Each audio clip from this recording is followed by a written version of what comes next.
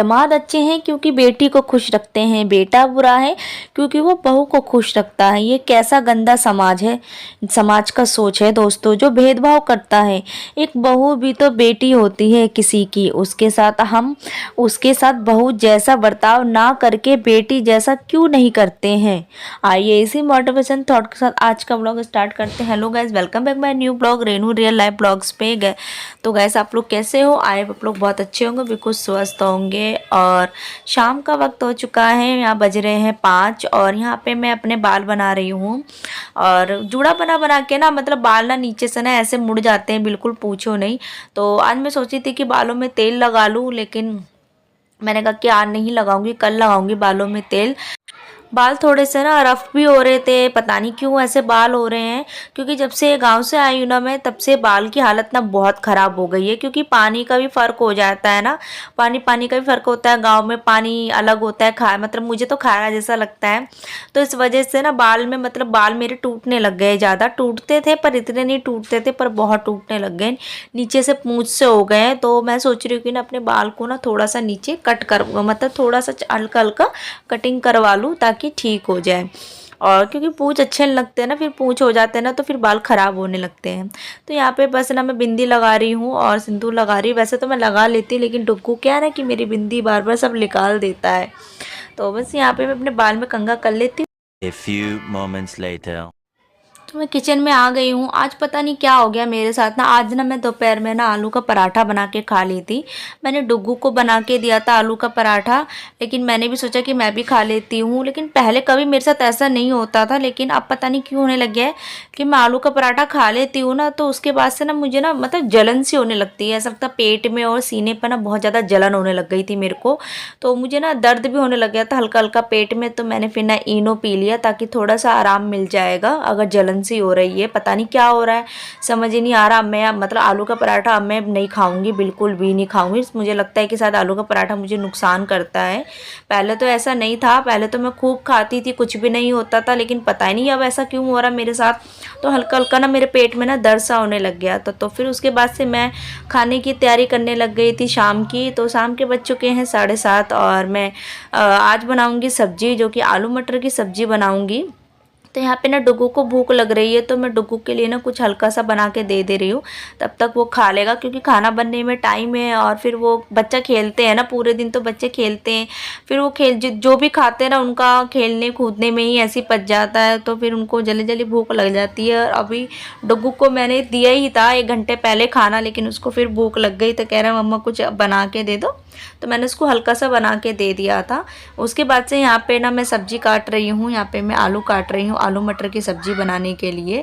तो मैं ज़्यादा ऐसे नहीं बनाती, सिंपल तरीके से बनाती आलू मटर की सब्जी। तो उस सिंपल तरीके से बनाओ ना सब्जी तो बहुत टेस्टी बनती है। ज़्यादा मैं ताम झाम नहीं रखती सब्जी में बनाने में, क्योंकि ज़्यादा ताम झाम रखो ना तो उतनी अच्छी सब्जी नहीं बनती। तो आलू मटर की मैं हमेशा ना सिंपल ही बनाती हूँ। पेस्ट किसी चीज़ का मैं नहीं पीसती, सिंपल प्याज वगैरह ऐसे ही काट लेती हूँ। और बस इस आलू मटर के साथ में सब्जी बनाऊंगी। और गैस आप लोगों से ना पता नहीं एक बात मैं करना चाह रही हूँ कि पता नहीं मतलब दुनिया में समाज में कैसे कैसे लोग हो गए हैं कि मतलब दूसरे की बेटी को बिल्कुल भी आजकल ना मतलब इज्जत नहीं देते, ना ही समझते। दूसरों की मतलब दूसरों की बेटियों के साथ ऐसा व्यवहार करते हैं। मतलब ऐसे तो बेटी समझ के लेके आते अपने घर में कि हाँ ये हमारी बेटी है, बहू नहीं है, लेकिन उसके बाद ना उसके साथ ऐसा व्यवहार किया जाता है। आप लोग सोच रहे होंगे कि मैं क्या बात कर रही हूँ। तो आज पता है क्या हुआ, कल मेरी मम्मी ना मतलब मेरी मम्मी गांव गई हुई है अभी, तो किसी काम से गए हुए हैं गांव। तो मैं अपने भाई की शादी में गई थी ना, मैंने आप लोग से शेयर करा था मेरी भाई की शादी थी 3 फरवरी की। तो अभी 1 महीना हुआ है उसको, मतलब 3 मार्च को 1 महीना हो गया है। लेकिन कल रात मतलब कल ना मेरी मम्मी का फ़ोन आया और मैं जो उन्होंने मुझे बोला ना, उन्होंने कहा, मैं सुन के शौक हो गई। मतलब इतनी बुरी खबर बताई सुनाई है मेरे को कि मैं इतनी शौक होगी। मेरे से तो मतलब मेरे तो समझ में नहीं आ रहा था कि ये ऐसे कैसे हो सकता है, मतलब इतनी जल्दी कैसे ये सब हो सकता है। 1 महीना हुआ है शादी को, पता नहीं ये सब कैसे हो गया है। तो गैस पता नहीं क्या हुआ है, मेरी जो मौसी है ना, जिस मेरे भाई की शादी हुई थी, वो कल चली गई अपने मायके। मतलब बहुत ज़्यादा ड्रामा हुआ है, लड़ाई हुई है। मतलब बात यहाँ तक पहुँच गई है कि तलाक तक, मतलब डिवोर्स तक बात पहुँच गई है कि अब डिवोर्स ले रहे हैं। मतलब 1 महीना हुआ शादी को, आप समझ सकते हो 1 महीना, ये भी नहीं कि 6 महीना या 1 साल हुआ हो शादी को तो हम चीज़ों को समझे भी, लेकिन नहीं, 1 महीना हुआ है।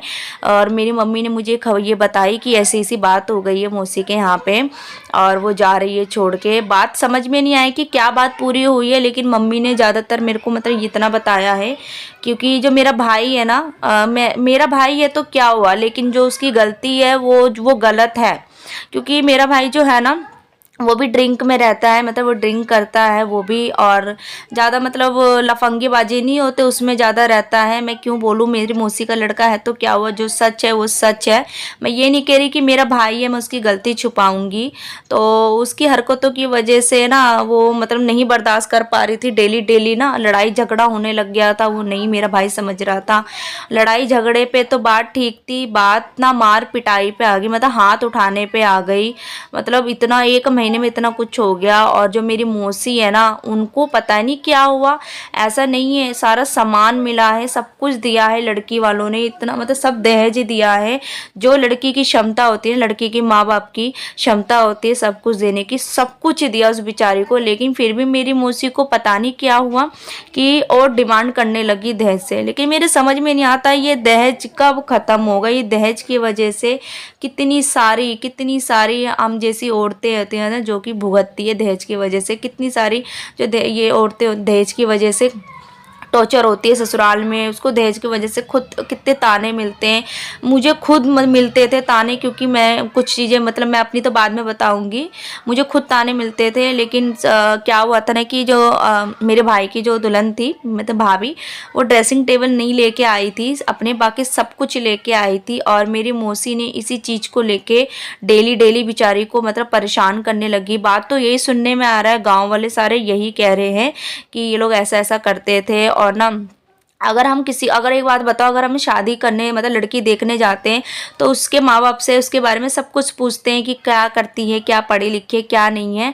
तो ये चीज़ मेरी मौसी और भाई को पहले पूछना चाहिए था ना कि लड़की पढ़ी लिखी है या नहीं पढ़ी लिखी है। लेकिन शादी के बाद कोई मतलब नहीं बनता पूछने का, जब शादी हो गई है। लेकिन मेरे भाई ने शादी के बाद उसे कह रहे हैं कि ये अनपढ़ है, मतलब 8वीं पास है। ये कोई बात नहीं होती है कि एक लड़की को शादी करके तुम ले आए हो और उसके बाद से तुम ऐसी बातें कर रहे हो, इसका मतलब उसकी ज़िंदगी ख़राब कर दिया ना। ये 1 महीने की शादी को नहीं हुआ है, उसकी ज़िंदगी तो ख़राब हो गई ना। क्योंकि एक लड़के का क्या है, लड़के तो दूसरी भी शादी कर लेंगे, लेकिन लड़की जो होती है ना, वो ऐसा नहीं है लड़की की भी शादी नहीं हो सकती। लेकिन बहुत समाज में ना लड़की को ना बहुत कुछ झेलना पड़ता है, बहुत कुछ झेलना पड़ता है। और अभी 1 महीना नहीं हुआ है उसकी शादी को। मैं अपने भाई के लिए नहीं सोच रही, मैं उस लड़की के बारे में सोच रही हूँ जो बेचारी कितने सपने लेके आई होगी, क्या क्या सोच के आई होगी, और वो एकदम से सारे टूट गए बेचारी के। मेरे को तो बहुत, क्योंकि मैं खुद एक औरत हूँ और एक औरत के बारे में मैं नहीं गलत सोच सकती हूँ, क्योंकि मैं खुद इन सब चीज़ों से खुद गुजरती हूँ, तो मैं समझ सकती हूँ दूसरे का दर्द। इसलिए मुझे बहुत ज़्यादा दुख हो रहा है कि बेचारी पे क्या बीत रहा होगा, वो बेचारी कितना मतलब रो रही होगी, उसके ऊपर क्या सोच रही होगी कि शादी को मेरी 1 महीना नहीं हुआ और उसके साथ ये सब हो गया। और मैं बहुत मतलब मैं साफ साफ कहती हूँ कि ज़्यादातर मेरे भाई और मौसी की ही गलती है, क्योंकि हम लोग जानते हैं उनकी आदत को अच्छे से। लेकिन क्या हुआ, एक लड़की की ज़िंदगी बर्बाद कर दिया। मतलब मेरे भाई ने एक लड़की की ज़िंदगी बर्बाद कर दी। शादी नहीं करना चाहिए था, ना ही उसको शादी करके लेके आते, कम से कम वो उसकी ज़िंदगी तो नहीं बर्बाद होती। अब वो घर चली गई है, डिवोर्स तक बात हो गई है, आगे पता नहीं क्या होगा, मुझे भी नहीं पता है। मम्मी ने मुझे यहीं तक बताया, मैं तो बहुत ज़्यादा शौक हो गई थी ये बुरी खबर सुन के। मतलब अच्छा नहीं लगता ना कि यार अभी शादी हुई है, 1 महीना नहीं हुआ है और इस तरह से डिवोर्स की बात आ गई है, इतनी बात आके बढ़ गई है। तो बहुत ज़्यादा मुझे धक्का सा भी लगा, अफसोस लगा कि क्या हो रहा है आजकल, क्या हो रहा है हर घरों में, चाहे अपना हो चाहे किसी का हो, क्या हो रहा है आजकल। मतलब कहीं भी लड़कियां खुश नहीं है, किसी दहेज को लेकर, कोई पति से लेकर, कभी ससुराल से लेकर, मतलब किसी चीज़ के लड़की में ना सुख ही नहीं मिलता है गाइस, क्या ही बताएं। तो आप लोग के साथ बात शेयर करते करते ना सारा मेरा खाना भी बन गया था, सबको मैंने खाना वाना भी खिला दिया था। तो यहाँ पे मैं सफाई कर रही हूँ, गैस चूल्हा साफ़ कर रही हूँ। तो रात का मैं गैस चूल्हा ना साफ़ करके ही सोती हूँ, पूरा किचन। तो यहाँ पे ना मैं झाड़ू मार रही थी नीचे, तो डुग्गू को देख सकते हो, उसको ना झाड़ू मारने का शौक हो रहा है। मैं कह रही बेटा मैं मार लूँगी, लेकिन नहीं, वो इतनी जिद कर रहा है, कह रहा है नहीं मम्मा मैं मारूंगा मैं मारूंगा। तो मैंने कहा ठीक है तू झाड़ू मार। तो उसको मैं ऑर्डर दे रही हूँ झाड़ू मारने के लिए कि तू झाड़ू मार।